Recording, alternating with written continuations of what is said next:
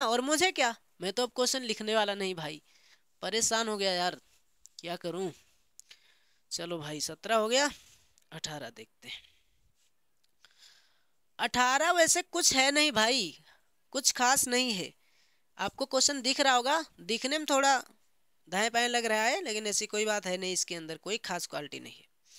केंद्र ए से प्रारंभ करते हुए बारी बारी से केंद्रों ए और बी को लेते हुए त्रिज्याओं 0.5, 1.0 सेंटीमीटर, 1.5 सेंटीमीटर, 2.0 सेंटीमीटर वाले उत्तरोत्तर अर्धवृत्तों को खींचकर एक सर्पिल बनाया गया है, जैसा कि आकृति में दिख रहा है। ठीक है, हमें इसको बताना है कि 13 क्रमागत अर्धवृत्तों से बने इस सर्पिल की कुल लंबाई क्या है, और पाई बराबर 22/7 लेना है। एक आकृति बनी हुई है।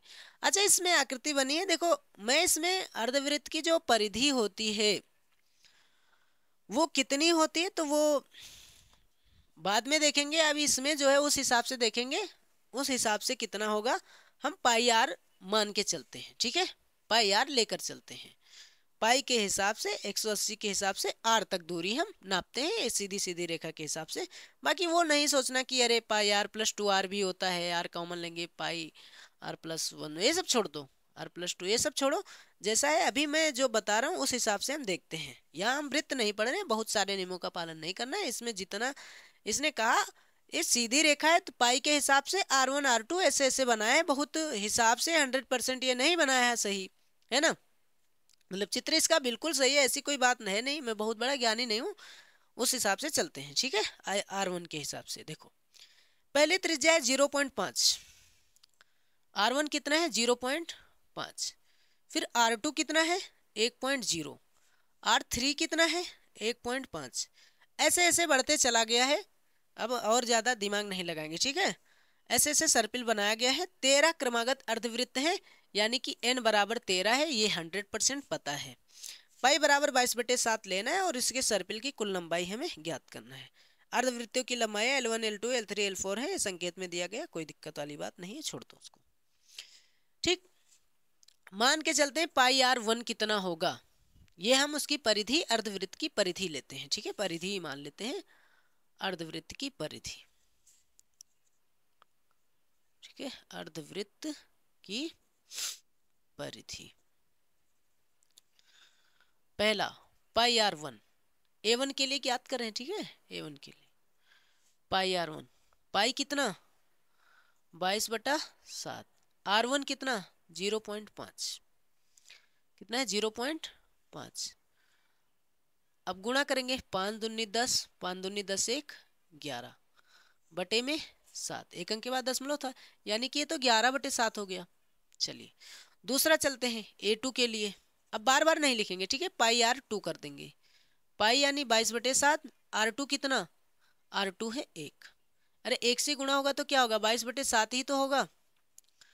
A3 के लिए क्या करेंगे, पाई R3 कितना होगा 22/7, पाई का मान तो 22/7 लेना ही लेना है, R3 कितना है 1.5, गुणा करेंगे 15 दूना 30, 15 दूना 30, 3 33.0/7, मतलब 33/7, यानी कि इसकी एपी बन रही 11/7, 22/7, 33/7, ऐसे ऐसे चलती चली जाएगी। ए कितना है 11/7, डी कितना है तो 22/7 में से घटाएंगे 11/7, है ना, इसमें से यही तो घटाते हैं, है ना, कितना बचेगा, हर समान है एक ही जगह लिखो, 22 - 11 कितना बचेगा 11/7 ही तो बचेगा। ठीक है, एन भी पता है, एन कितना है 13 है, बस हमें एस एन बराबर फॉर्मूला लगाना है n/2 2a plus n-1 into D, simple सा फॉर्मूला है, एन है 13, एन तो 13 है ही, यहाँ लिखेंगे 13/2, 2 गुना ए कितना है 11/7, लीजिए लिख दिया, n-1, एन कितना है 13 - 1, डी कितना है डी है 11/7, लीजिए भाई रख दिया। इस 13 बराबर होगा 13/2, दिख तो रहा है, हाँ दिख रहा है स्पष्ट, 11 दूना 22/7, 13 में से 1 जाएगा 12, 12 गुणे 11/7, इस 13 बराबर होगा 13/2 22/7, 12 एकम 12 के 2, 12 एकम 12 एक 13 बटे में 7। बस यहाँ से 13/2, हर समान है एक ही जगह लिखेंगे, यहाँ इसको जोड़ेंगे 2 और 2, पहले ऐसे लिख लेते हैं 22 + 132। ठीक है, आगे चलते हैं। 13/2, इसको जोड़ेंगे 132 और 22 कितना होगा 154, 2 2 4, 3 2 5, 154/7। ठीक है, सरल करते हैं। यहाँ से देखो 7 दूनी 14, एक बचा 7 दूनी 14। खत्म हुआ कि नहीं? अरे 7 दूनी 14, एक बचा 7 दूनी 14। तब अब यहाँ दिख रहा है, हाँ दिख रहा है। S13 बराबर हुआ 13/2 गुणे 22, 2 से भाग करेंगे कितना आएगा 11।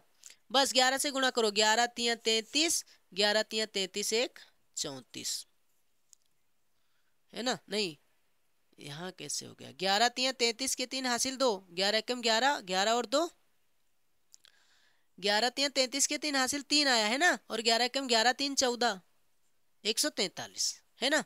बस यही तो हमें ज्ञात करना था। 143 सेंटीमीटर हो गया, इसकी लंबाई सेंटीमीटर में ही तो था, हो गया आंसर। कोई दिक्कत है? इतना आसान सवाल है, इसमें भी कोई दिक्कत होगी तो मैं क्या ही करूं, है ना? 143 सेंटीमीटर इसका आंसर आ गया। अब चलिए हम चलते हैं इसके क्वेश्चन नंबर 19 पे। बहुत सिंपल था भाई, सिंपल ही था, थोड़ी सी मेहनत थी यहाँ कैलकुलेशन में। अरे जब मैं पता नहीं कैसे कंफ्यूज हुआ, अरे 11 तिया 33, 11 एकम 11 और 3 14। चलिए भाई रेज करते हैं।